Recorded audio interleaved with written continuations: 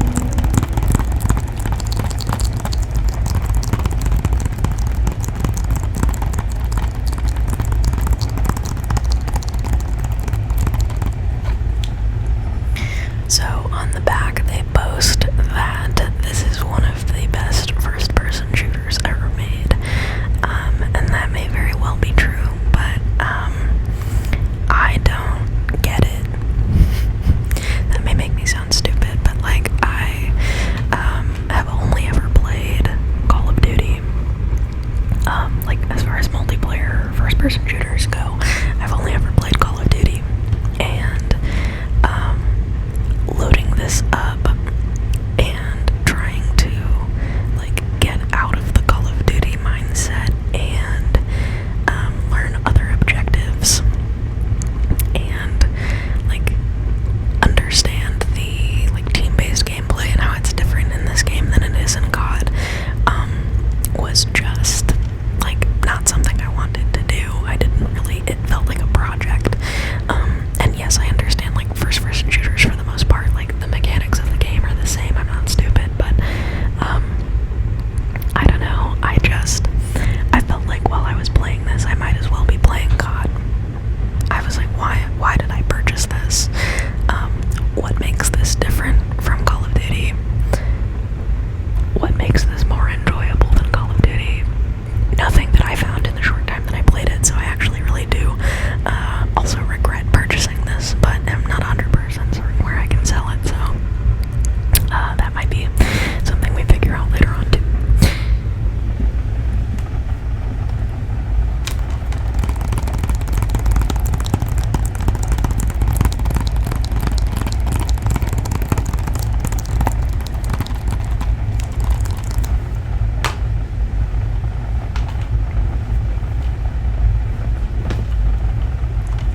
Next up, speak of the devil, we have Call of Duty Black Ops Cold War. I am a huge fan of Call of Duty. I have put an insane amount of time in this game. I think overall between, because I also had it on my Xbox One when it came out, I think overall, you know, between the Xbox One and my PS5, I've put 150-ish hours in this, you know, obviously over the span of months and months, so please don't think that I'm just like sitting here playing Call of Duty all day long. But I love this game. I even really liked the campaign mode in this game, which I don't normally care about in Call of Duty games. I enjoyed the campaign. I enjoyed the multiplayer. I enjoyed playing zombies. There are so many different things. I feel like having those three different game modes, like having the campaign, having multiplayer, having zombies, make this so much fun, because when I get bored or, you know, fed up with one particular mode, there are other things that I can do. And I think this is just a really great game. I'm looking forward to Vanguard coming out pretty soon. Yeah, there's not a ton to say about Call of Duty. I'm sure that all of you have played it before at some point. But this I think is a really fantastic installment in the series, and it was the first one that I had picked up in a while when I got it for my Xbox One. I think the last one I had played before that was Black Ops 3, maybe. Like the last one I had like religiously played was Black Ops 3, I think. So there's Black Ops Cold War.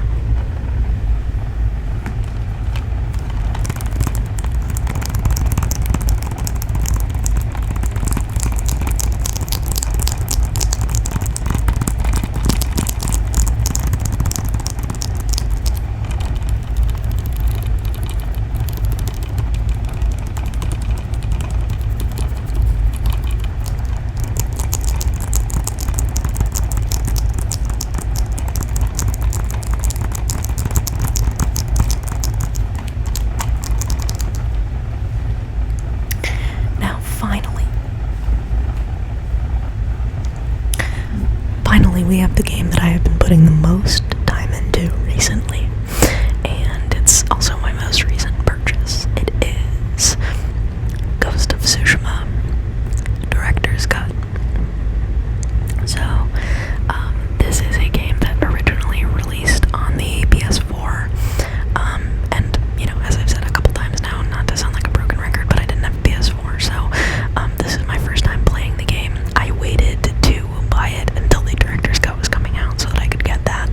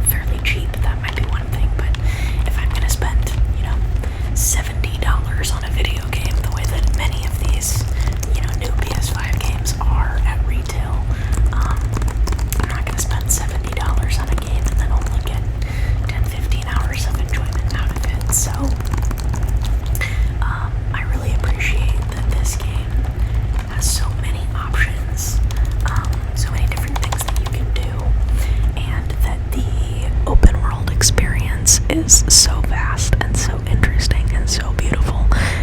If for some reason you haven't played this game before, I would absolutely 10 out of 10 recommend it.